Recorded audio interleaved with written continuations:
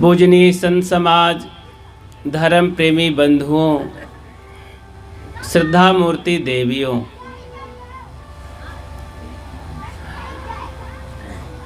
अभी हम पूज्य संतों के बहुत ही सुंदर विचार श्रवण कर रहे थे, जो बहुत ही व्यवहारिक परमार्थिक बातें थी। एक एक बात जीवन में धारण करने योग्य होती है और इन्हीं अमृत वचनों को धारण करके जीवन को अमृतमय बनाया जाता है। अमृत और जहर दो चीज़ें हैं और आप जानते हैं कि जो कार्यक्रम हो रहा है, भक्तराज राम गोपाल जी जो हमारे चेतन सिपाही बाबू के पिताजी हैं, उनका शरीरांत हुए कुछ माह हो गया है। उनकी स्मृति में श्रद्धांजलि सभा है। श्रद्धा से उनको याद करने की सभा है और उनके याद में ज्ञान चर्चा करने की सभा है और खुशी से सब अतिथियों को, प्रेमियों को ज्ञान सुनाना और भोजन कराने की सभा और कार्यक्रम है और जीवन के अनेक पहलुओं पर याद करके दुख मिटाने की सभा है। इसे श्रद्धांजलि सभा कहते हैं और उसमें सत्संग के माध्यम से जीवन की कहानी कहा जाता है। जीवन की कहानी में संयम, सदाचार, प्रेम, एकता, सद्गुण, सदाचार, माता पिता, भाई बंधुओं के कर्तव्य बताए जाते हैं। जीवन पाने का क्या मतलब हुआ, इसकी चर्चा की जाती है। देखो, भक्तराज राम गोपाल जी की जो आज नहीं है हमारे बीच में, उनके गुरु जी पूज्य संत श्री सितारी साहेब जी इस क्षेत्र में आकर के सितार बजा करके और सुंदर भजन गा गा करके अनेक नर नारियों के भीतर दीप जलाया था और उनमें से भक्तराज राम गोपाल जी गुरुदेव के बड़े प्रेमी थे। हम लोगों से जब मिलते थे तो अपने गुरु की याद करके ज्ञान की बातें जरूर कहते थे और उनको बड़ा अहम था, नाज था अपने गुरुदेव के विषय में कि मेरे गुरुदेव के समान कोई नहीं है। बहुत अच्छे थे और सबको ये याद कराया करते थे। जब भी वे मिलते थे अपने बेटियों के लिए, बेटों के लिए, नाती पोतों के लिए, सबके लिए ये निवेदन किया करते थे। अक्सर जब हमें मिलते थे तो बड़े प्रेमी बन गए थे बुढ़ापे में, तो कहा करते थे कि साहब मेरे बच्चों को सिखाना, आया करें और कुछ इनको बताओ। तो अच्छा लगता था कि सयाने थे और कम से कम अब इस भक्ति परंपरा को आगे हरा भरा करने के लिए अपने बच्चों के लिए एक विरासत तो देना चाहते हैं। सभी लोग अपने अपने बच्चों के लिए ये कामना करते हैं कि घर बनवा दें, ज़मीन लिखा दें और पढ़ा लिखा करके शादी ब्याह से फुर्सत करके हम अपने बच्चों को सब प्रकार से सुखी बना दें। किसी भी भांति से हमारा बच्चा दुखी ना रहे, कमज़ोर ना रहे, ये अच्छी बात है, करते हैं लोग। अभी कल मैं था इधर नसीरपुर असरावल की ओर, एक परिवार में था, बहुत सामान्य औरत थी, भोली भाली, दिमाग उतना नहीं था, एक ही बच्चा था लेकिन बच्चा बड़ा दिमाग का अच्छा था, तेज था, पढ़ा लिखा, स्कूल में पढ़ाने का काम करता था। तो उसकी माँ बहुत भोली भाली, लेकिन उसकी मैंने तमन्ना देखा कि साहब हमारा बच्चा सुखी रहे तो कुछ उसके लिए कर देना है। हम कहे तू खाने को भूल जाती है, इतना मेहनत करती है, तेरा बच्चा तेरा कहे में मानता है, कहना मानता है कि नहीं? कहाँ कभी कभी स्कूल जाने में देरी होने लगती तो डांटता है, क्योंकि भोजन बनाने में मुझे देरी हो जाती कई काम में। अब वो 20-25 साल का लड़का हो गया, पढ़ा लिखा है, योग्य है, भोली भाली माँ आज भी उसे बनाने खिलाने, बड़ा अच्छा बनाने में लगी है। अपने जीवन को भूल गई है कि मैं खाई नहीं हूँ, मेरा शरीर कमज़ोर है, मेरे कपड़े गंदे हैं, घर में अभी ये कमी है, लेकिन बच्चा को कमी नहीं होना चाहिए। देखो माँ बाप की कितनी बड़ी, खैर ये मोह से होता है। अरे तमाम पशु पक्षी भी अपने बच्चे के लिए इतना रखवाली करते हैं कि एक सामान अधम कुतिया भी बच्चा दिए है, कोई जाए छूकर दिखा दे, वो चबा लेगी, हाथ पैर में काट लेगी। गाय बच्चा दिए है तो कोई जाकर छूकर देखे कोई जानवर, सींग से मार डालेगी। सब मोह के नाते अपने बच्चों की रक्षा करते हैं।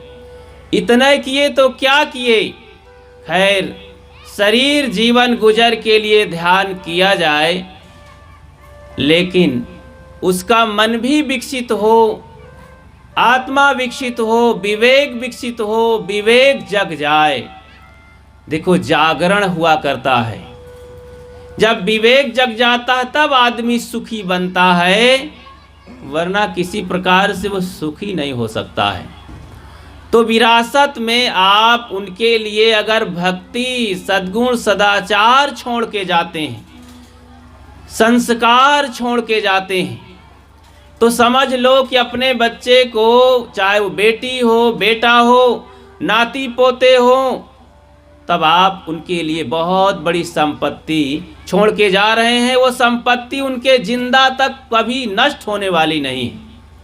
संस्कारों की संपत्ति अगर आप उनको दे दिए हैं विरासत में, घर बिक जाए, जमीन बिक जाए, कोई लूट ले, वो कहीं भाग जाएंगे, नदी के किनारे, जंगल में भी वो अपने संस्कारों के बल पर फिर नई बिल्डिंग तैयार करेंगे और उनको सम्मान देने वाले लोग पीछे लगे रहेंगे संस्कारों के बल पर। देखो संस्कारों के बल पर बड़े बड़े संत गुरुजन अकेले घर छोड़ करके आए। बड़ा नाम सुनना चाहते हो, सतगुरु कबीर जिस परिवार में पले थे, माता पिता के पास भी कुछ नहीं था, कुकड़ों कूं की आवाज़ होती थी उनके मोहल्ले में। उस परिवार में जब वो अच्छे संस्कारों की पूंजी पूर्व जन्मों से लेकर के आए, महान पुण्य लेकर के आए, और फिर इस संसार रूपी जंगल में उनके जैसा दहाड़ने वाला आज तक हुआ ही नहीं। तथागत बुद्ध धन दौलत खजाना छोड़कर उघार चले गए जंगल में, और फिर बड़े बड़े राजे महाराजे उनके पीछे। ये सब क्यों ऐसा होता है? संस्कारों की विरासत लिए घूमते हैं वे। इसलिए याद मैंने किया कि भक्त राम गोपाल जी जिनकी आज स्मृति श्रद्धांजलि मनाई जा रही है, संत गुरुजनों को बुलाकर सत्संग सभा हो रही है।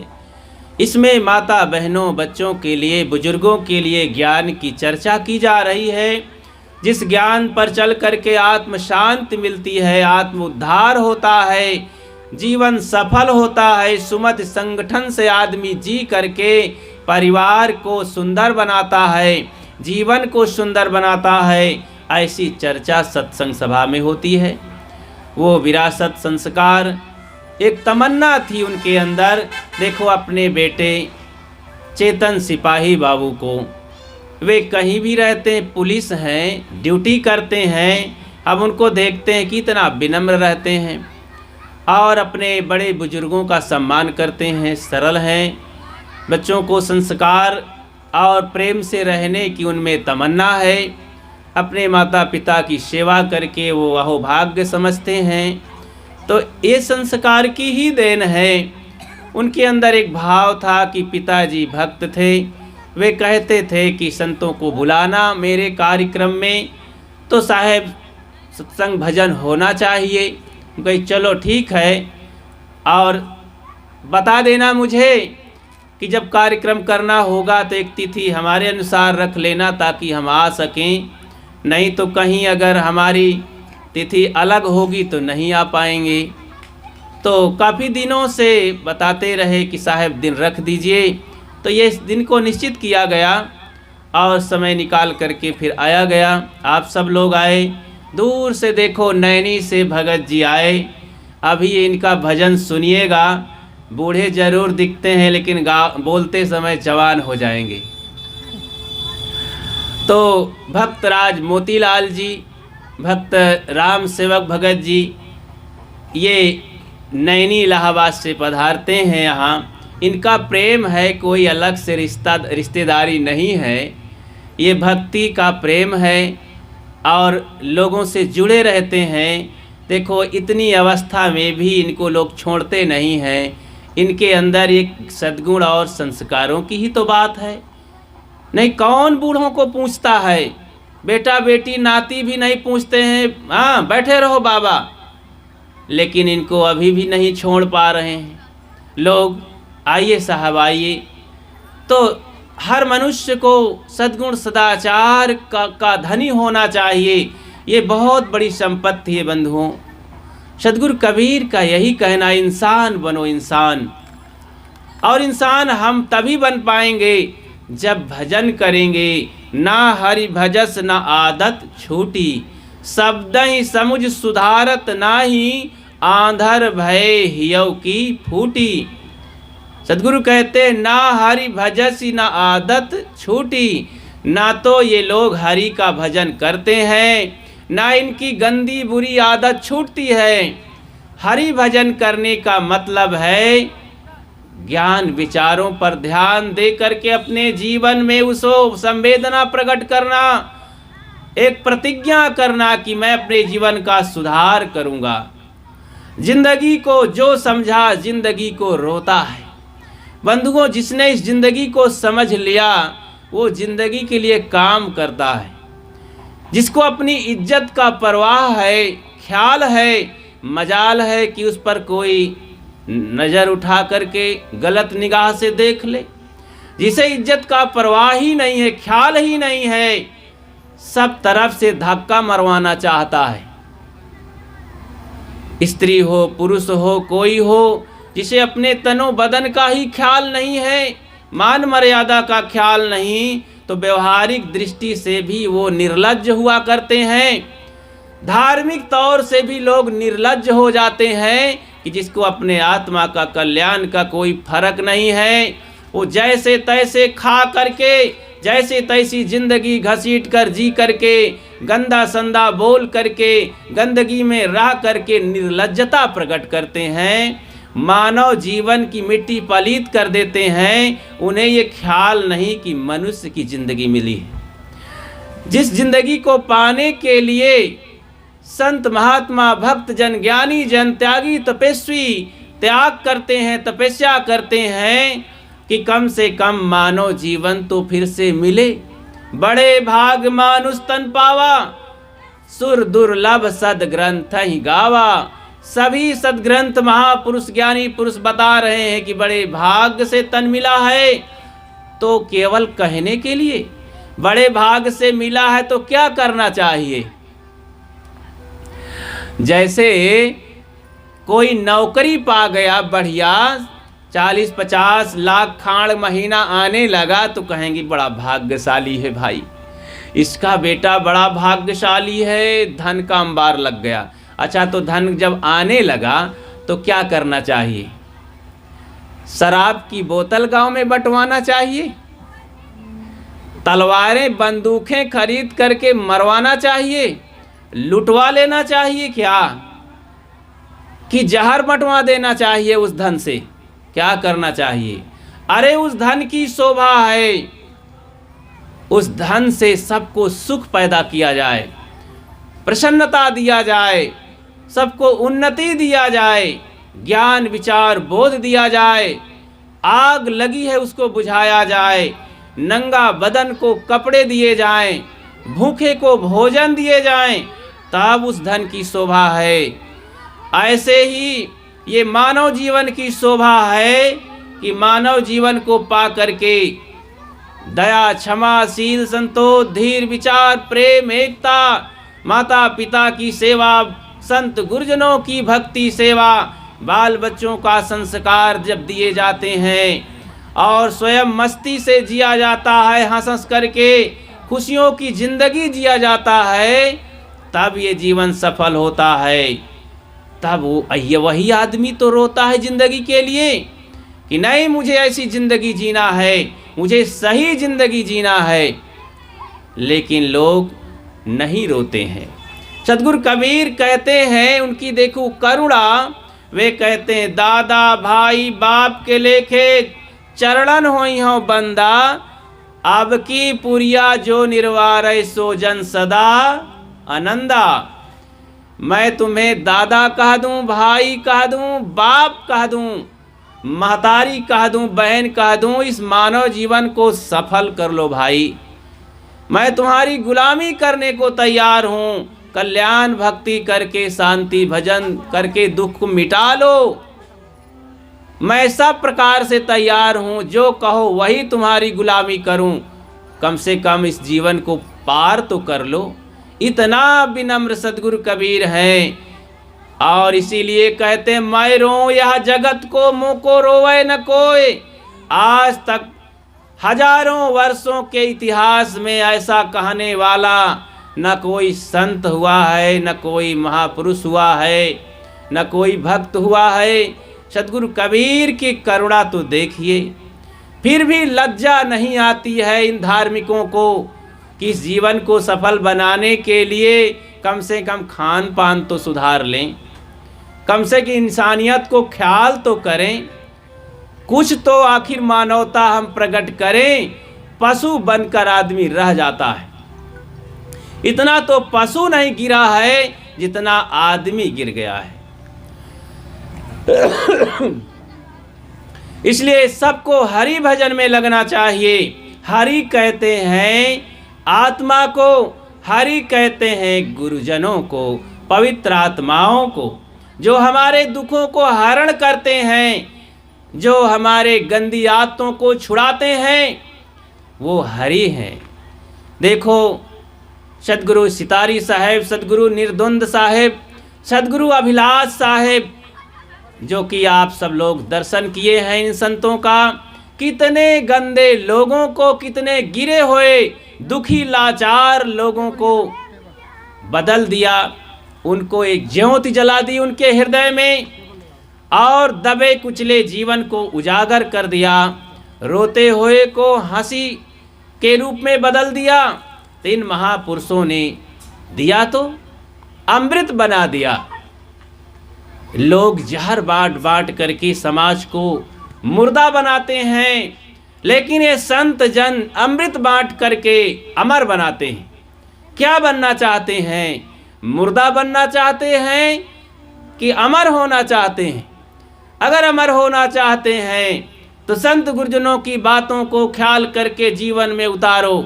मुर्दा बनना चाहते हो, विषयी लंपट लाचार दीनहीन दरिद्र अज्ञानी मूर्खों की बातों को जीवन में धाड़ करके उनकी नकल करके मुर्दा बन जाइए। कोई पूछने वाला नहीं।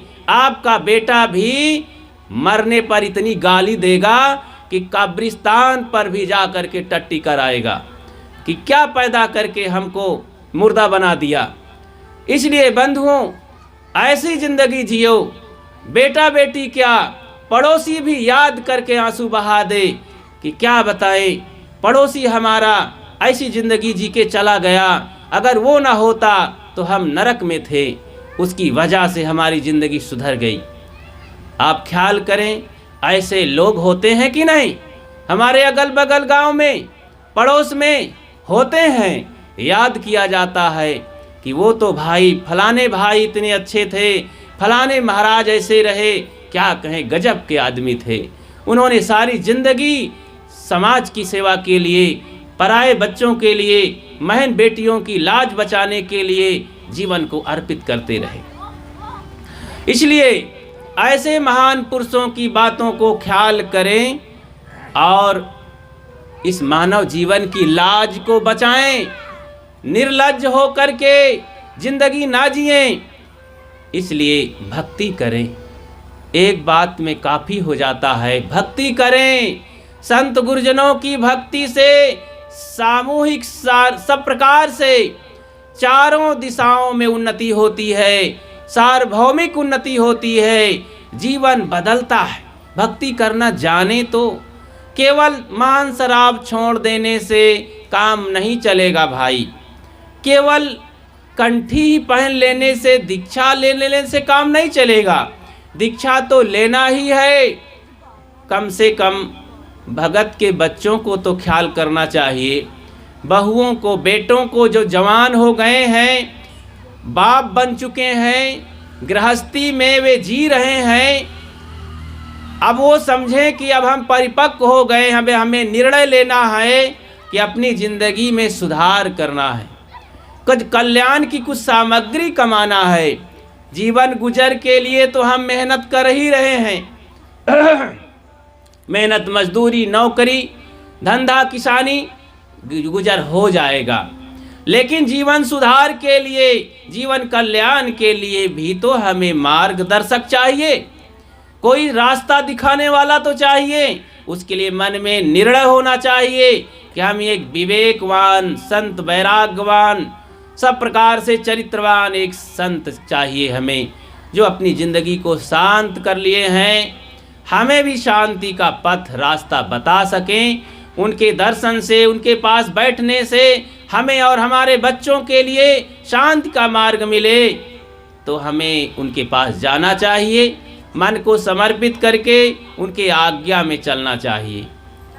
उसके लिए रस्म महापुरुषों ने बनाया कि दीक्षा उपदेश ले करके विधिवत, उसमें कुछ लगना नहीं है, मन को समर्पित करना है। लोग कहते साहब तैयारी कर रहे हैं, गजब आदमी हो गया है। अभी आदमी मर जाए तो उसके दवाई पानी, कफन दफन के लिए हजारों लाखों खर्च करने के लिए कर्जा धरता ले लेते हैं। मात्र 1500-200 रुपया की चीज़ में दीक्षा उपदेश बड़ी मुश्किल से लोग करते हैं। उतना जोरत कई साल तक बीत जाता है, दीक्षा उपदेश बहाना करते करते टालते चले जाते हैं। साहब अभी बेटौना तैयार हो जाए, बिटिया की शादी कर ले, घर बनवाए ले, लड़की ब्याह ले, लड़का के गाँव लाए तब भक्ति करबे, सत्संग भक्ति हित कौन हर बरी बाय, सुंदर जवानी पाए भोग सुख सरबे। इतना जवानी में मशगूल हो जाते हैं कि अरे क्या दीक्षा, अरे ये भगत के बच्चे तो आओ बौरा गए हैं, इनका दिमाग में लकवा मार गया है। वो कहते हैं हम तो नानहेन से भगत हैं साहेब, ये नहीं सोचते हैं कि नानहेन से तो हमार बाप पढ़े लिखे रहे, हम अब कौन पढ़े लिखे की ज़रूरत है, बाप विवाह कैल ही नहीं, हम पैदा हो गए, हमका विवाह करे कौन ज़रूरत है, सब साझा है ये है सगल। अरे गजब है, बाप महतारी खाए पिए बैठे, हमें कौन ज़रूरत है। अरे बहुत सारी चीज़ें हैं कि हमें व्यक्तिगत करना पड़ेगा। रोगी हो गए हैं तो दवाई हमें ही खाना पड़ेगा, अनपढ़ हैं तो हमें ही पढ़ना पड़ेगा, शादी हमें ही करना पड़ेगा तो गृहस्थी बनेगी। ऐसे ही बहुत सारी चीज़ें हमें स्वयं करना पड़ता है। तो दीक्षा स्वयं लें, ज्ञान स्वयं, भक्ति स्वयं करें और बुरी आदत को स्वयं सुधारें, तब अपना कल्याण होगा।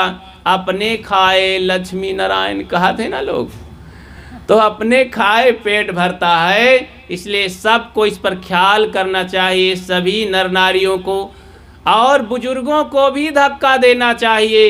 ये समझें कि जीते जी अपने बच्चों को भक्ति के मार्ग से जोड़ करके उसका लाभ निश्चय कराएं, उसके भाव पैदा करें, ताकि हमारे बच्चे आगे भी सुधरते हुए आगे बढ़ते रहें। उनको संस्कार मिलता रहे, हमारे घर में संत गुरुजन आते रहें। नहीं तो भाई भक्ति का रिश्ता संतों का होता है, जो नहीं भक्त होते हैं उनके यहाँ संत नहीं जाते हैं। भूले भटके कहीं चले भी गए तो उन लोगों की हिम्मत नहीं है कि संतों को स्वागत करें, भाव दें, बैठाएं, खिलाएं, ज्ञान लें। जो लोग भक्त होते हैं उनके हृदय में जगह भी होती है कि नहीं ये हमारे हैं महाराज जी, आइए महाराज जी। तो सेवा का भी अवसर, ज्ञान का भी अवसर, प्रेम का भी अवसर, और उन्हीं के घर में संत अपना जो कुछ माल टाल होता है देना चाहते हैं, आशीर्वाद के रूप में, ज्ञान के रूप में, स्नेह के रूप में, कृपा के रूप में। और किसको देंगे? सबको देते हुए अभी देखो माइक की आवाज़ दूर तक जा रही है। क्या इन बातों को सुन करके सब सुधर जाएंगे? किसी को अच्छा भी लगेगा तो बस मोहन से बड़बड़ाए कि वह लेट गा होई बिस्तर पर।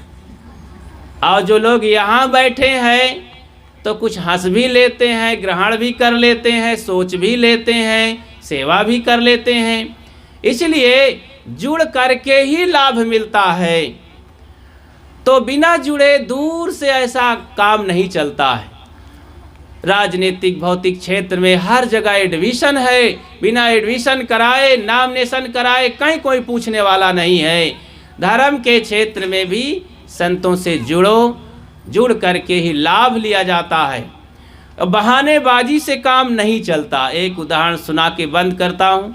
देखो ये थोड़ा से खिलाना पिलाना सबको है, ज़रूरी है। आजकल सबको भोजन करके अपने अपने घर भी प्रस्थान करना होता है, लेकिन भागेंगे नहीं। यहाँ कुछ भजन भी होगा, उसे भी सुनेंगे।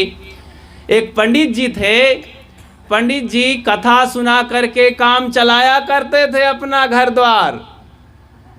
अब जब आप लोग कथा सुनते थे पहले तो हाथ जोड़ के बैठ जाते थे, एको बात नहीं, कान में भनभनाहट जैसे भौरेव बोले, समझ में नहीं आता था क्या पंडित जी कह रहे हैं।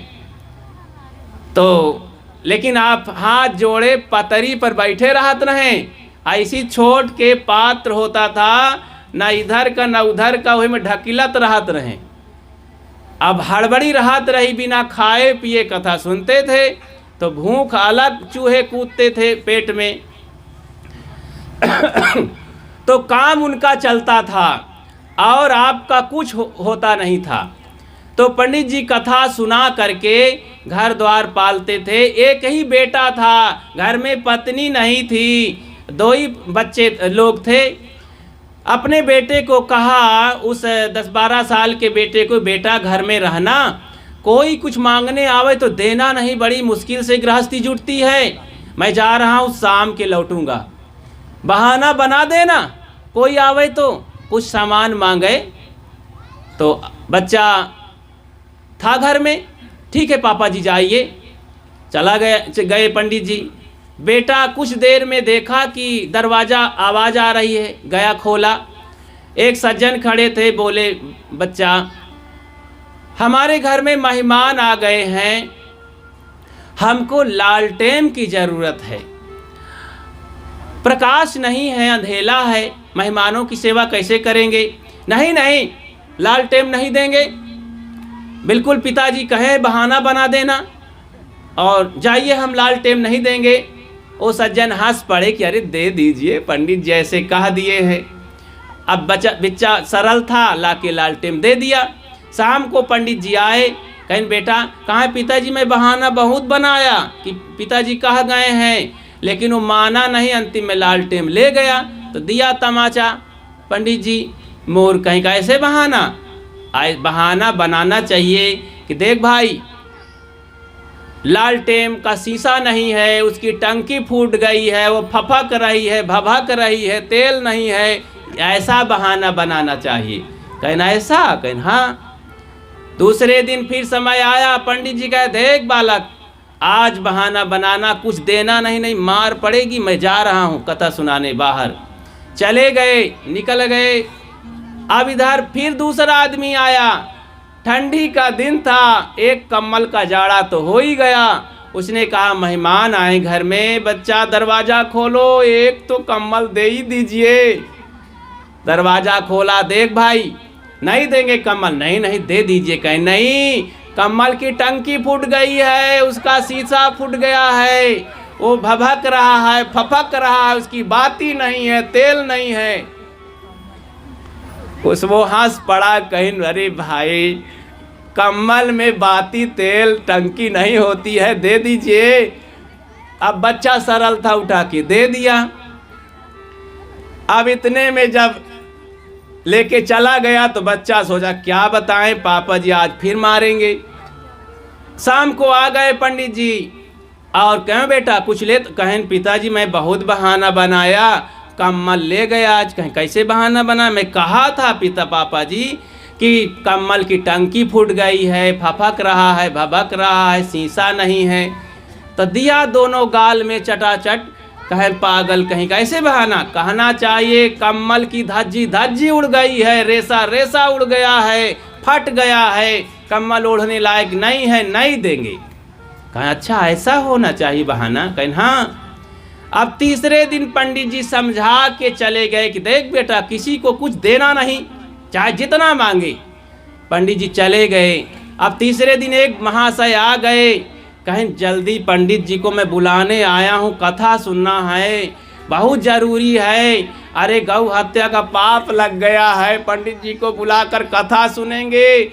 और अच्छा अरे सुनो भाई, पंडित जी को हम नहीं जाने देंगे, पंडित जी की धज्जी धज्जी उड़ गई है, रेसा रेसा उड़ गया है, टंक और सब धज्जी धज्जी उड़ गई है, फट गए। कहें तब उदास हुआ वो आदमी कि जब पंडित जी की धज्जी उड़ गई है, फट गए हैं, रेसा रेसा, तब क्या फिर आएंगे। बेचारा उल्टे पांव चला गया। तब बच्चा खुश हुआ कि आज बहाना लगा है। शाम को पंडित जी आए। कहें क्यों बेटा, कहें पापा जी आज बहाना मैंने मार दिया।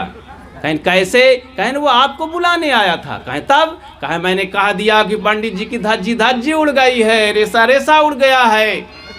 तब अपना सिर पकड़ करके पंडित जी बैठ गए कि आज गौ हत्या के पाप दूर करने में मैं 1000 रुपये तो उसको लेता ही चला गया।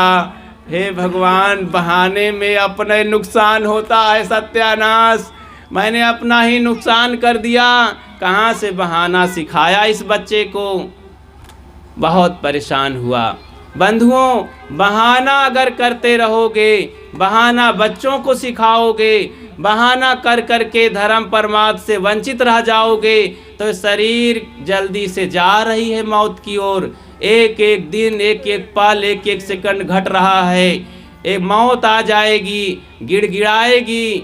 जैसे चूहे को बिल्ली एक ही बार में दबोच लेती है और केवल चें चें करके बोल पाता है और प्राणांत हो जाता है, वैसे बंधुओं सारे सोचे हुए कारनामे धरे रह जाएंगे। मौत अचानक आएगी, बीमारी के रूप में, सर्प के रूप में, अग्नि के रूप में, कई एक्सीडेंट के रूप में, नाना प्रकार से बहाना करके मौत आ जाती है और हमारा सोचा हुआ सब धरा रह जाता है। इसलिए जब तक जिंदगी है बहाने में मत टालो, भजन करो और भक्ति करके सारे दुर्गुणों को दूर करो। स्वयं संस्कारी बनो और अपने बच्चों को संस्कारी बनाओ। यही संत गुरुजनों, माता पिता, हर हितैषी हमारे उपकारी लोगों का कथन है, उपदेश है, भावना है।